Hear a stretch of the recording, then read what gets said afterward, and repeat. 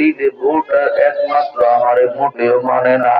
আহারে বিবি, স্বামীর সাথে ঘুমানো পর্যন্ত যতদিন তুমি কথা না বইলে দূরে থাকবা, আল্লাহর গজবের ফেরেশতারা তোমার জন্য আল্লাহর কাছে লানত করে গজব দেয়।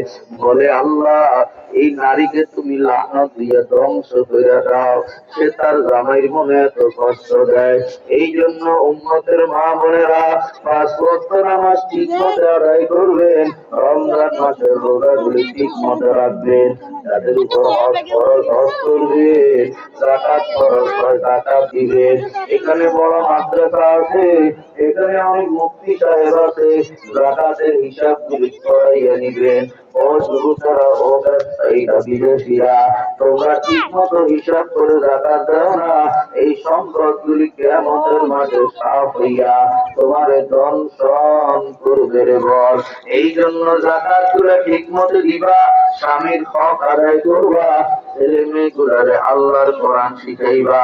ভর্তির টাইম চলে আসলে আগে আগে ভর্তি করাইয়া আল্লাহকে বলবা, আল্লাহ এখন যদি মরিও যাই কোনো আপত্তি নাই, সন্তানকে তোমার কোরআনের মাদ্রাসায় ভর্তি করাইয়া দিলাম। আল্লাহ বলে, লাউ আনজালনা হাযাল কুরআন আলা জাবাল লারাআইতাহু খাশিআ। আল্লাহ তাআলা কোরআন শরীফের 28 পারা সূরা হাসরের ভিতরে বলে, এই দুনিয়ার মানুষ, আমি কোরআনটাকে এত দামি বানাইছি, আমি যদি পাহাড়ের উপর কোরআন নাযিল করতাম, তোমরা দেখতে পাহাড়টা কম্পিত হইয়া ডরে ভয়ে জমিনের তলদেশ থেকে ডুবিয়ে যাইত। লারাআইতাহু খাশিআন মুতাসাদ্দিআন মিন খাশিয়াতিল্লাহ। আল্লাহ বলে, ওয়াতিলকাল আমসালু নাদরিবুহা লিন-নাস لعلهم يتفكرون إنا عرضنا الأمانة على السماوات والأرض والجبال فأبين أن يحملنها وأشفقن منها وحملها الإنسان। আল্লাহ বলে, আসমানকে বলছি কোরআন গ্রহণ করো।